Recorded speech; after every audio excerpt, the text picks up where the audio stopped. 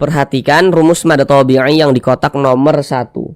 Nah, kalau kita membaca Al-Quran,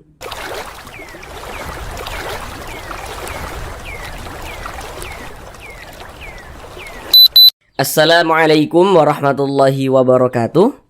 Apakah Bapak dan Ibu, saudara semuanya masih terbata-bata dalam membaca Al-Quran, belum lancar dalam membaca Al-Quran, kemudian juga belum memahami ilmu tajwid?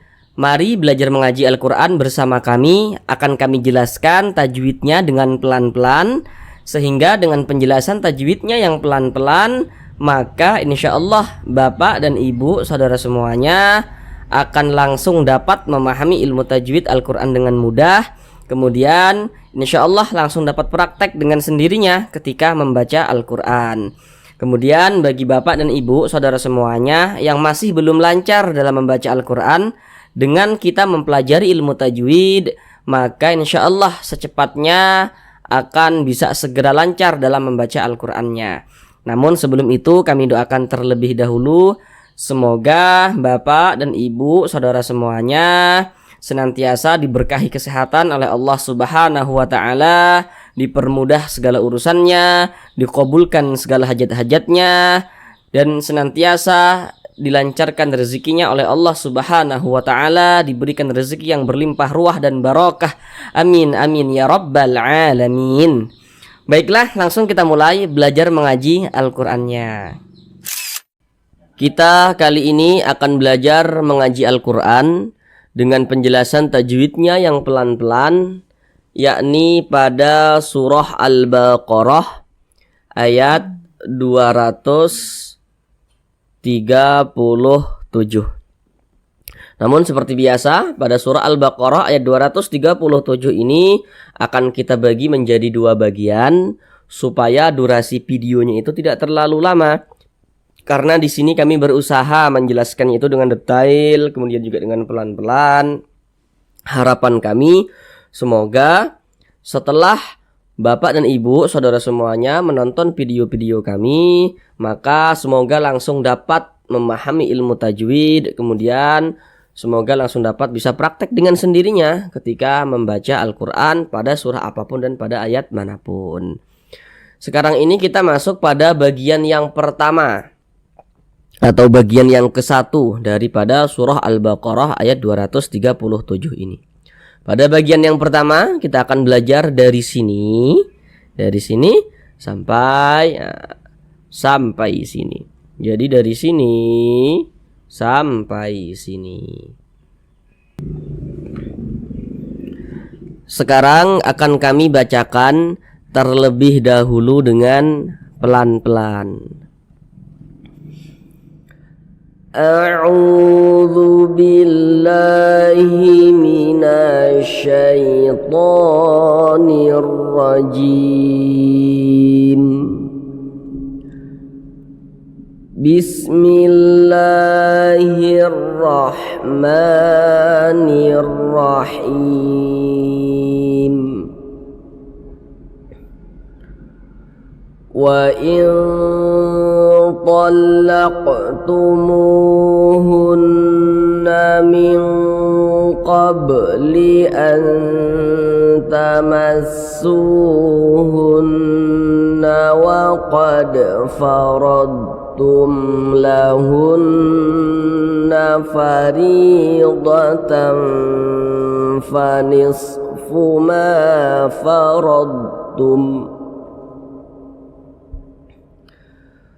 فنصف ما فرضتم إلا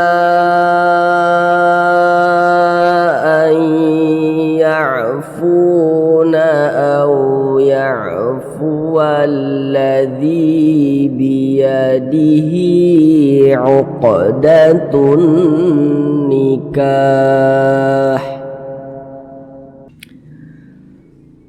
Sekarang kita bahas tajwidnya dengan pelan-pelan. Namun seperti biasa, ada beberapa hal yang kami sampaikan di awal supaya nanti lebih memudahkan Bapak dan Ibu, saudara semuanya dalam memahami penjelasan tajwid yang kami sampaikan.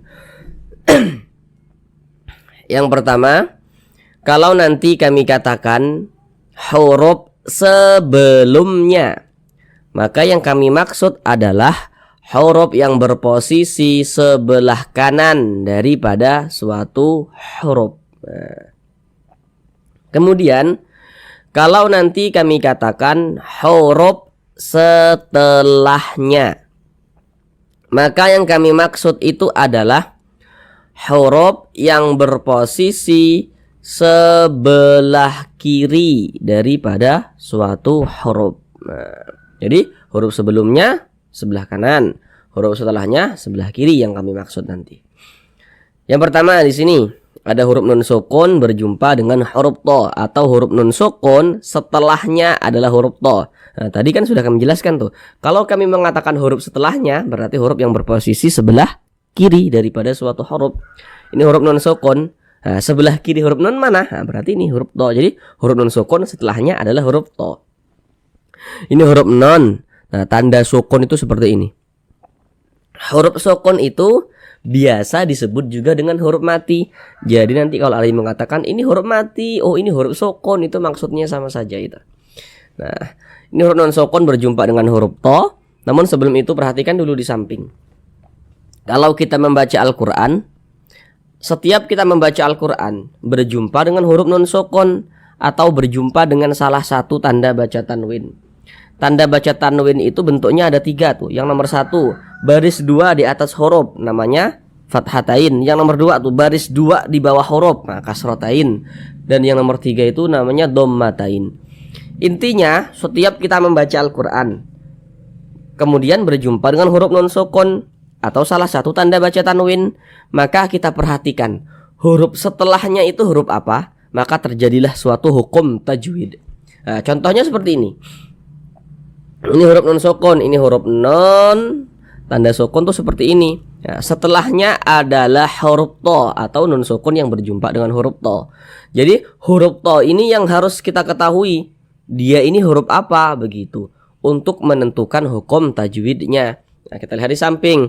Huruf to termasuk salah satu huruf ikhfa hakiki, dan dia termasuk kepada ikhfa hakiki aqrab. Kenapa kok dikatakan aqrab? Karena makharijul huruf nun dengan huruf to ini dia aqrab, dekat. Nah, maka dikatakan ikhfa hakiki aqrab. Cara membacanya itu dia disamarkan kemudian didengungkan. Akan tetapi karena dia aqrab, maka kadar samarnya atau kadar ikhfanya itu dia tinggi. Nah, jadi kira-kiranya itu lebih condong berbunyi n, tapi dia disamarkan begitu. Wa'il begitu. Wa'il. Nah, kemudian kita dengungkan. Jadi didengungkan itu suaranya itu kita tahan, kita panjangkan sejenak. Wa'il. Nah, wa'ilnya tuh kita tahan, kita panjangkan sejenak. Wa'il talaq, seperti itu. Wa'il talaqtumu. Nah, begitu. Kemudian di sini ada huruf qaf. Nah, huruf qaf kemudian dia sukun nih, tanda sukun tuh seperti ini, atau huruf qaf ini mati atau sukun. Nah, kita lihat di samping. Huruf qalqalah itu ada 5. Salah satunya adalah huruf qaf. Nah, jadi kalau dia sukun maka cara membacanya dipantulkan, dan ini termasuk kepada qalqalah sughra atau qalqalah kecil karena dia berada di tengah bacaan. Nah, atau bisa kita pahami karena dia berada di tengah kalimat. Nah, jadi ini termasuk kepada qalqalah kecil atau qalqalah sughra. Kita pantulkan cara bacanya. Talaq, mantul seperti itu. Wa in talaqtumu, mu dibaca panjang. Sekarang perhatikan rumus mad tabi'i yang di kotak nomor 2 yang di tengah. Kalau kita membaca Al-Qur'an berjumpa dengan huruf waw sukun, ini huruf waw, tanda sukun tuh seperti ini. Sebelumnya ada huruf yang memiliki tanda baca dhammah. Nah, tadi di awal sudah kami jelaskan, kalau kami mengatakan huruf sebelumnya, maka yang kami maksud adalah huruf yang berposisi sebelah kanan daripada suatu huruf. Ini huruf waw sukun, ini huruf waw tanda sukun tuh seperti ini. Huruf sebelumnya mana? Huruf sebelum waw sukun mana? Berarti yang di sebelah kanan daripada huruf waw sukun. Sebelah kanan waw mana? Nah, berarti huruf mim ini yang sebelah sini berarti. Nah, Kalau kita membaca Al-Quran berjumpa dengan huruf waw sukun, kita perhatikan huruf sebelumnya. Kalau ada huruf waw sukun, sebelumnya ada huruf yang memiliki tanda baca dhammah, maka huruf yang memiliki tanda baca dhammah yang berposisi tepat sebelum huruf waw sukun, maka huruf tersebut dibaca panjang. Ini huruf waw, tanda sukun tuh seperti ini. Nih sebelumnya nih ada huruf yang memiliki tanda baca dhammah. Nah, sehingganya huruf tersebut dibaca panjang. Ini namanya tanda baca dhammah nih, atau harokat dhammah. Jadi secara singkatnya rumus mad tabi'i yang di kotak nomor 2 itu, huruf waw sukun pasangannya adalah tanda baca dhammah, sehingga huruf sebelumnya dibaca panjang. Nah, jadi kalau baca Al-Quran, lihat-lihat, kalau ada huruf waw sukun kok kemudian ada tanda baca dhammah, nah maka huruf sebelum waw sukun itu dibaca panjang, begitu. Mad tabi'i panjangnya 2 harokat, tumu 2 harokat. 2 harokat itu untuk lebih mempermudah kita dalam belajar. Nah, kira-kira panjangnya tuh 2 ketukan, 1 2, tumuhun. Nah, seperti itu.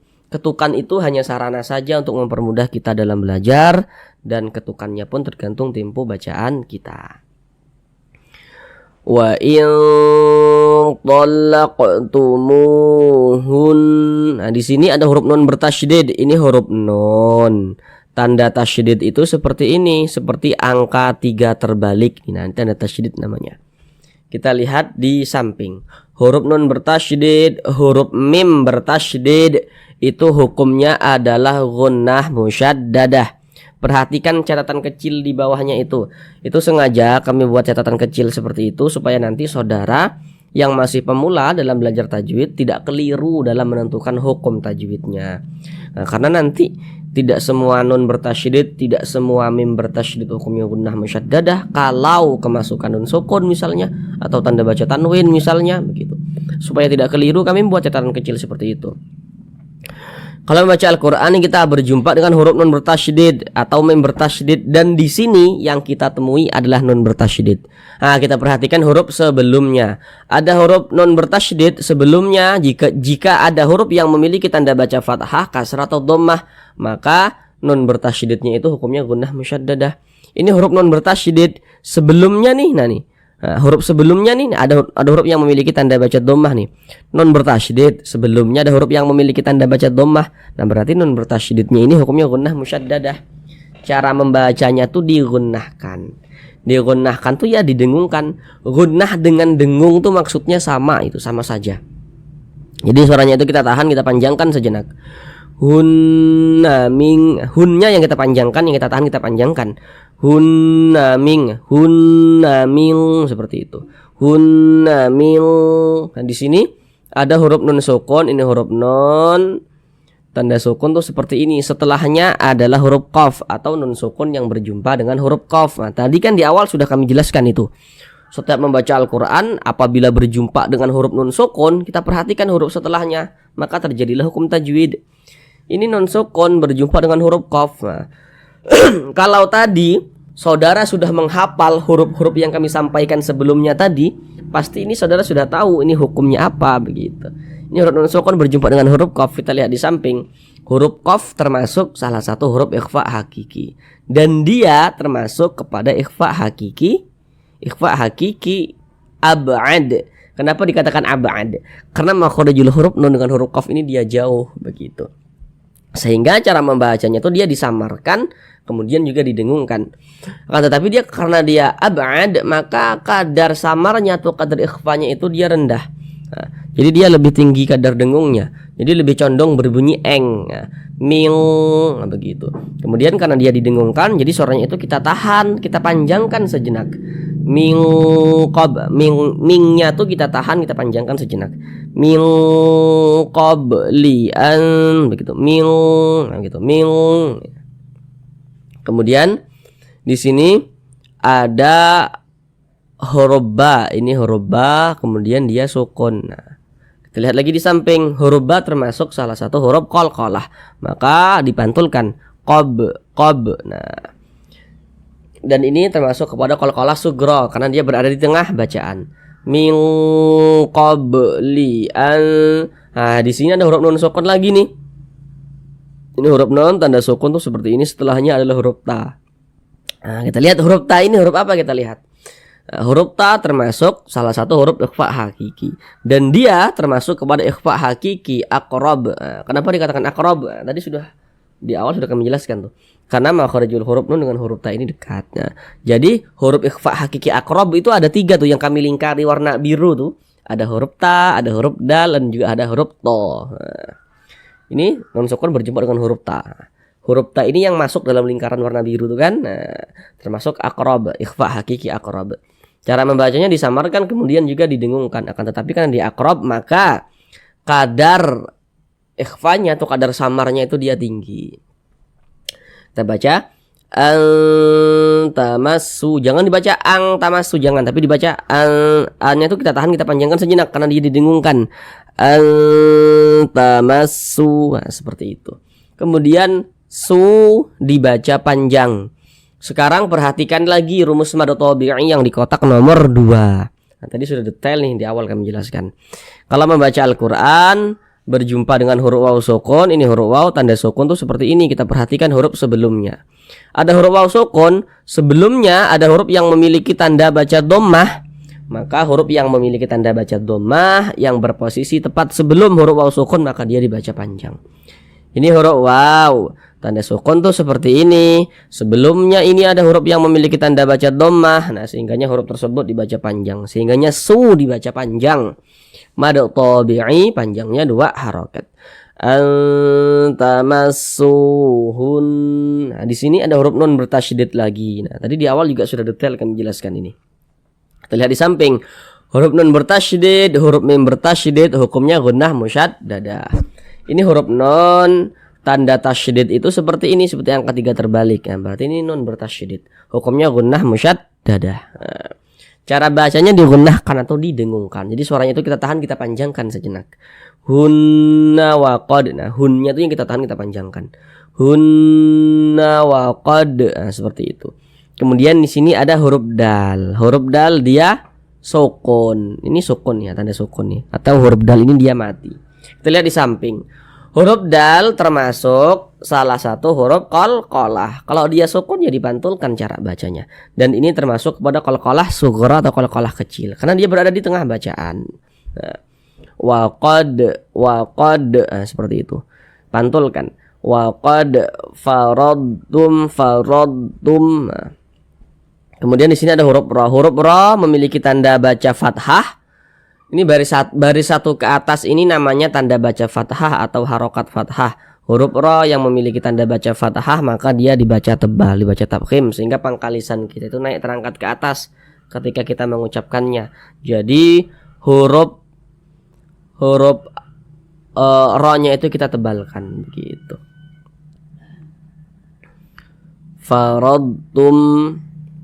Faradtum, nah, begitu. Kemudian di sini ada huruf mim sukun. Ini huruf mim tanda sukun tuh seperti ini. Setelahnya adalah huruf lam atau huruf mim sukun yang berjumpa dengan huruf lam.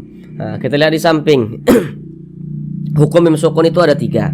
Sekarang fokus yang nomor 3, izhar syafawi. Jadi kalau kita membaca Al-Quran kemudian berjumpa dengan huruf mim sukun, ini huruf mim tanda sukun tuh seperti ini.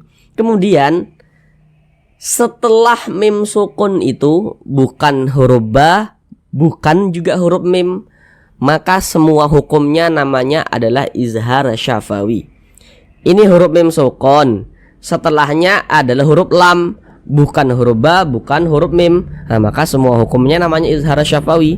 Jadi nanti ada mim sukun berjumpa dengan huruf ya, mim sukun berjumpa dengan huruf dal, dengan huruf ra misalnya, dan lain sebagainya, maka semua itu namanya izhar syafawi. Nah, terkecuali ada mim sukun berjumpa dengan huruf ba atau mim sukun setelahnya huruf ba atau mim sukun setelahnya huruf mim, baru bukan izhar syafawi. Sedangkan ini kan mim sukun setelahnya huruf lam, bukan huruf ba, bukan huruf mim, tapi huruf lam, maka ini hukumnya izhar syafawi. Maka dia dibaca jelas, tidak berdengung. Nah, jadi baca pendek saja. Wa qad tumlahun, tumlahun. Jangan dibaca tumlahun. Nah, jangan dipanjangkan seperti itu. Pendek saja. Tumlahun. Nah, seperti itu. Kemudian di sini ada huruf non bertasydid. Ini huruf non, tanda tasydid itu seperti ini, seperti yang ketiga terbalik. Kita lihat di samping, huruf non bertasydid, huruf mim bertasydid, hukumnya gunnah musyaddadah. Maka ini cara membacanya itu digunnahkan atau didengungkan. Jadi suaranya itu kita tahan, kita panjangkan sejenak. Lahun, lahun, hunnya itu kita tahan, kita panjangkan sejenak. Nah, kita dengungkan. Lahunna faridah, lahun. Hunnya ya yang kita panjangkan, yang kita tahan, kita panjangkan tuh hunnya, bukan nanya. Nanti khawatir dibaca lahunna, jangan. Tapi hunnya yang kita panjang, bukan nanya, tapi hunnya. Lahunna faridah, seperti itu. Kemudian huruf ra memiliki tanda baca kasrah nih. Ini baris satu ke bawah nih namanya tanda baca kasrah atau harokat kasrah. Huruf ra memiliki tanda baca kasrah, maka dia dibaca tipis, dibaca tarkik, sehingga pangkalisan kita itu tidak naik terangkat ke atas. Huruf ra-nya itu kita tipiskan, faridah, seperti itu. Kemudian ri dibaca panjang. Sekarang perhatikan rumus mad tabi'i yang di kotak nomor 1. Nah, kalau kita membaca Al-Quran berjumpa dengan huruf ya sukun, ini huruf ya, tanda sukun tuh seperti ini. Kita perhatikan huruf sebelumnya. Kalau kita membaca Al-Quran apabila berjumpa dengan huruf ya sukun, kemudian sebelum huruf ya sukun itu ada huruf yang memiliki tanda baca kasrah, maka huruf yang memiliki tanda baca kasrah yang berposisi tepat sebelum huruf ya sukun, maka huruf tersebut dibaca panjang. Ini huruf ya, tanda sukun tuh seperti ini. Sebelumnya nih ada huruf yang memiliki tanda baca kasroh. Nah, maka huruf tersebut dibaca panjang. Jadi secara singkatnya, rumus mad tabi'i yang di kotak nomor 1 itu, huruf ya sukun, setiap huruf ya sukun pasangannya adalah tanda baca kasroh. Nah, sehingga huruf sebelum ya sukun itu dibaca panjang. Nah, sehingga ri dibaca panjang. Mad tabi'i panjangnya 2 harokat. Faridatan. Di sini tanda baca tanwin, setelahnya adalah huruf fa. Tadi di awal sudah kami jelaskan itu. Setiap membaca Al-Quran berjumpa dengan huruf nun sukun atau salah satu tanda baca tanwin, nah, maka kita perhatikan huruf setelahnya itu huruf apa, maka terjadilah suatu hukum tajwid. Ini yang kita temui di sini tanda baca tanwin. Nah, setelahnya adalah huruf fa. Huruf fa ini yang harus kita ketahui. Dia ini huruf apa untuk menentukan hukum tajwidnya. Lihat di samping. Huruf fa termasuk salah satu huruf ikhfa hakiki awsat. Kenapa dikatakan awsat? Karena makharijul huruf nun dengan huruf fa ini dia di tengah-tengah. Mana huruf nunnya? Ini kan tanwin. Kalau tanwin itu kalau kita baca faridotan, tan, nah di ujungnya tuh ada nunnya kan tan begitu. Nah, kemudian dia berjumpa dengan huruf fa. Jadi tanda baca tanwin itu berjumpa dengan huruf fa. Nah, sedangkan huruf fa ini huruf ikhfa hakiki awsat. Nah, maka cara membacanya itu disamarkan kemudian juga didengungkan. Karena dia awsat, maka kadar samar dan kadar dengungnya pun dia seimbang. Jadi di tengah-tengah. Jadi kita baca faridotang, jangan dibaca faridotang, jangan, tapi dibaca faridotang fanis fuma. Kemudian tamnya itu kita tahan, kita panjangkan sejenak karena dia didengungkan. Faridotang fanis fuma. Kemudian ma dibaca panjang. Sekarang perhatikan rumus mad tabi'i yang di kotak nomor 3. Kalau kita membaca Al-Quran berjumpa dengan huruf alif, ini huruf alif nih yang disambung dengan huruf mim. Membaca Al-Quran kita berjumpa dengan huruf alif, kita perhatikan huruf sebelumnya. Kalau membaca Al-Quran apabila berjumpa dengan huruf alif, kita perhatikan huruf sebelumnya. Jika huruf yang berposisi tepat sebelum huruf alif, apabila dia memiliki tanda baca fathah, maka dia dibaca panjang. Ini huruf alif yang disambung dengan huruf mim. Sebelum huruf alif ada huruf yang memiliki tanda baca fathah nih. Nah, nih baris satu ke atas nih tanda baca fathah. Nah, maka huruf tersebut dibaca panjang. Secara singkatnya rumus mad tabi'i yang di kotak nomor 3 itu, huruf alif pasangannya adalah tanda baca fathah. Nah, sehingga huruf sebelum huruf alif itu dibaca panjang begitu. Jadi huruf alif pasangannya adalah tanda baca fathah, sehingga huruf sebelum huruf alif itu dibaca panjang. Nah, ini huruf alif. Sebelumnya ini ada huruf yang memiliki tanda baca fathah, maka dia dibaca panjang. Ma dibaca panjang. Mad tabi'i panjangnya 2 harakat. Ma faradtum. Di sini huruf ra memiliki tanda baca fathah, dibaca tafkhim, dibaca tebal. Kita tebalkan huruf ra-nya. Faradtum. Di sini ada huruf mim sukun, ini huruf mim tanda sukun tuh seperti ini. Setelahnya adalah huruf hamzah atau mim sukun berjumpa dengan huruf hamzah. Bagi saudara yang belum tahu, kalau membaca Al-Qur'an berjumpa dengan huruf alif tapi ada tanda bacanya atau ada harokatnya, maka itu adalah huruf hamzah. Jadi huruf hamzah itu bisa juga ditulis dalam bentuk alif yang memiliki tanda baca seperti ini. Nah, ini alif ada tanda bacanya, berarti huruf hamzah. Karena kalau huruf alif itu dia seperti ini. Ini huruf alif, ini huruf alif. Dia tidak ada tanda bacanya. Huruf alif itu dia tidak bisa menerima tanda baca, tidak bisa dikasih tanda baca, tidak bisa dikasih harokat. Tapi kalau ada huruf alif kemudian ada harokatnya, maka itu adalah huruf hamzah. Berarti ini mim sukun setelahnya adalah huruf hamzah. Kita lihat di samping. Hukum mim sukun ada 3. Fokus lagi yang di nomor 3, yang izhar syafawi. Jadi kalau ada huruf mim sukun, setelahnya nih adalah huruf hamzah, bukan huruf ba, bukan huruf mim, maka semua hukumnya namanya izhar syafawi. Tadi di atas sudah detail kami jelaskan. Maka dibaca jelas, tidak berdengung, baca pendek saja. Faradtum illa, jangan dibaca tum illa, jangan dipanjangkan, pendek saja. Faradtum illa, seperti itu. Kemudian la dibaca panjang. Ini namanya adalah mad jaiz munfasil. Namun sebelum itu perhatikan dulu rumus mad tabi'i yang di kotak nomor 3. Kalau kita membaca Al-Qur'an berjumpa dengan huruf alif, ini huruf alif nih yang disambung dengan huruf lam. Nah, bendera ke sampingin huruf alif. Kalau kita membaca Al-Qur'an apabila berjumpa dengan huruf alif, maka kita perhatikan huruf sebelumnya. Nah, kalau ada huruf alif, sebelumnya ada huruf yang memiliki tanda baca fathah, maka huruf yang memiliki tanda baca fathah yang berposisi tepat sebelum huruf alif, maka dia dibaca panjang. Ini huruf alif yang disambung dengan huruf lam. Sebelumnya nih hurufnya memiliki tanda baca fathah nih, baris 1 ke atas nih tanda baca fathah.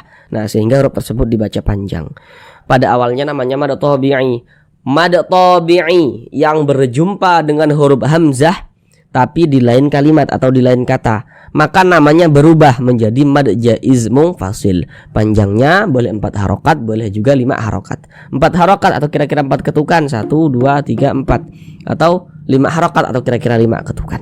Illa ayyafu. Di sini ada huruf nun sukun. Ini huruf nun tanda sukun itu seperti ini. Setelahnya adalah huruf ya atau nun sukun yang berjumpa dengan huruf ya. Kita lihat lagi di huruf ya ini huruf apa untuk menentukan hukum tajwidnya. Di samping, silakan hurufnya dihafal ya saudara pelan-pelan.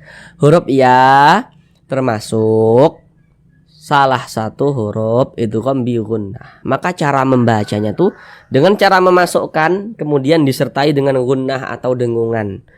Apanya yang dimasukkan itu apanya? Jadi bunyi nun sukunnya ini dimasukkan ke huruf ya. Kita baca ayyafu, jangan dibaca an ya'fu, jangan.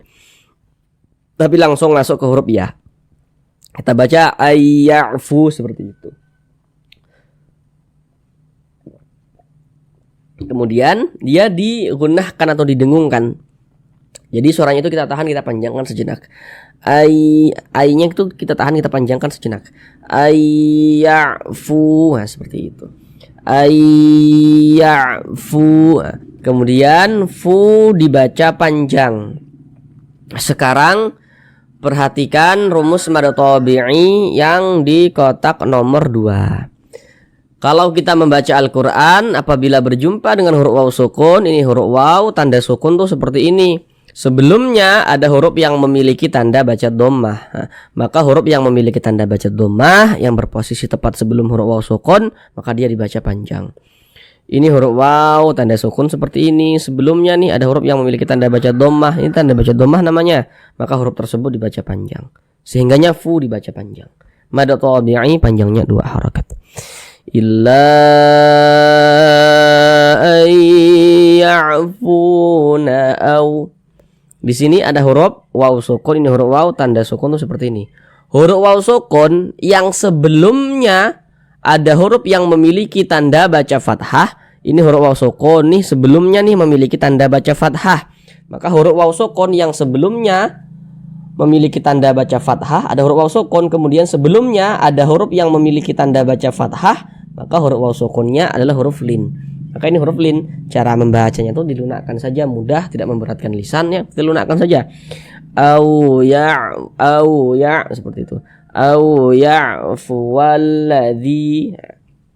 Kemudian di sini ada hukum alif lam syamsiyah. Nah, ini huruf alif. Nah, huruf syamsiyahnya di sini adalah huruf lam. Karena di sini ada huruf lam bertasydid nih. Berarti kalau diurai ada 2 huruf lam di sini begitu.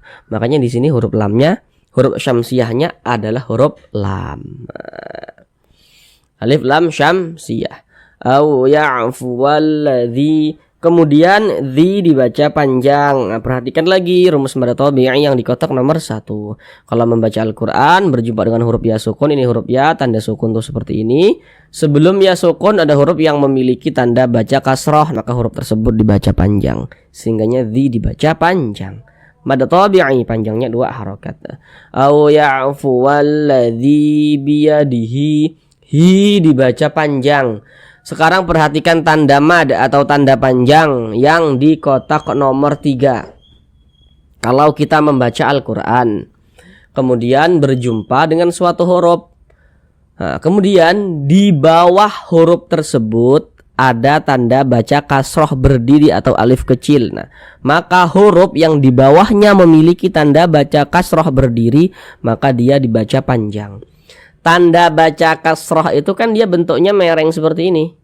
Ya, mereng seperti ini.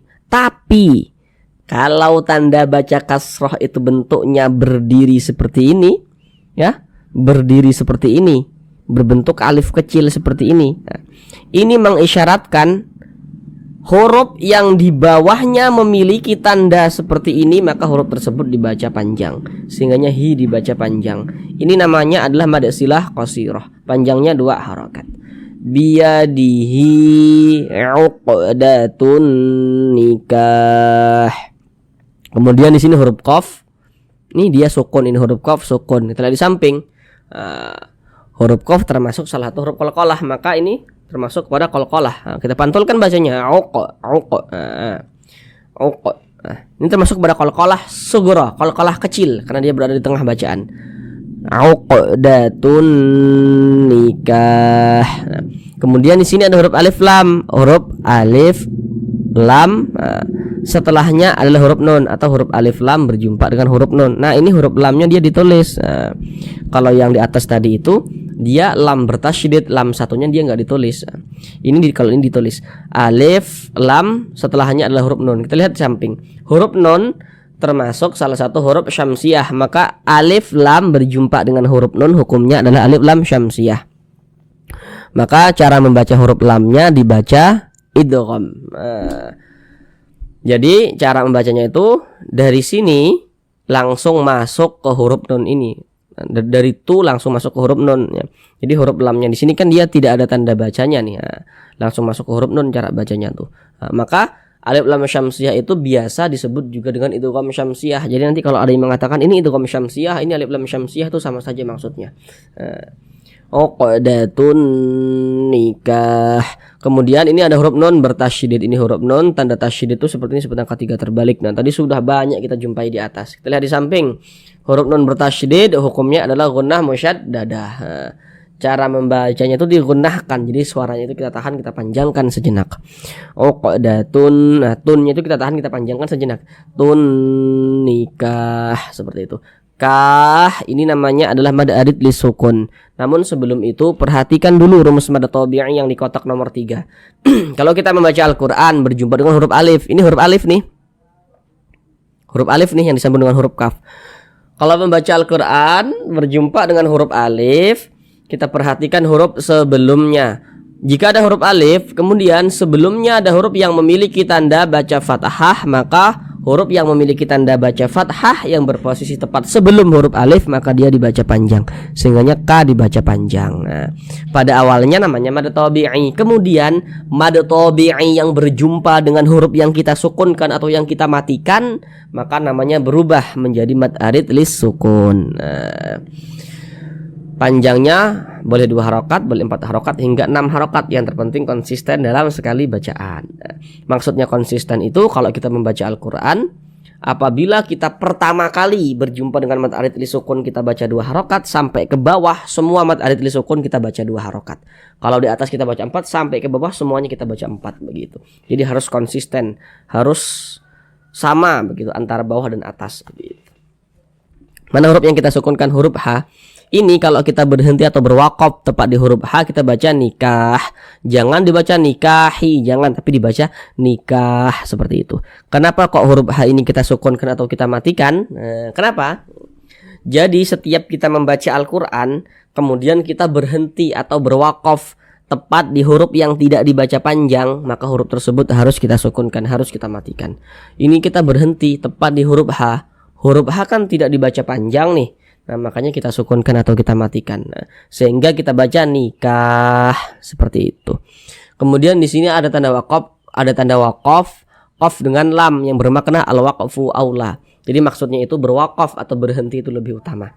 Jadi kalau menemukan tanda wakaf seperti ini, maka lebih utamanya itu kita berhenti dulu, berwakaf dulu, ambil napas, baru kita lanjutkan lagi bacanya.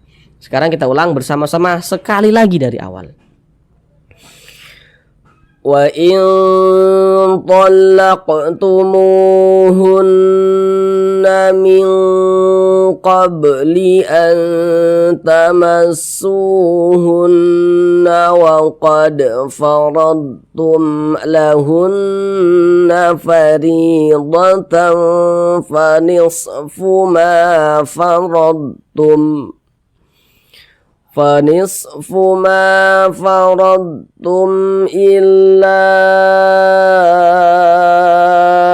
أن يعفون أو يعفو الذي بيده عقدة النكاح. Cukup sekian pembelajaran kita pada kali ini. Supaya tidak sia-sia, tidak lupa dengan apa yang telah kita pelajari, maka senantiasalah untuk menyempatkan waktu dalam sehari semalam untuk membuka Al-Quran dan membacanya. Terima kasih. Assalamualaikum warahmatullahi wabarakatuh.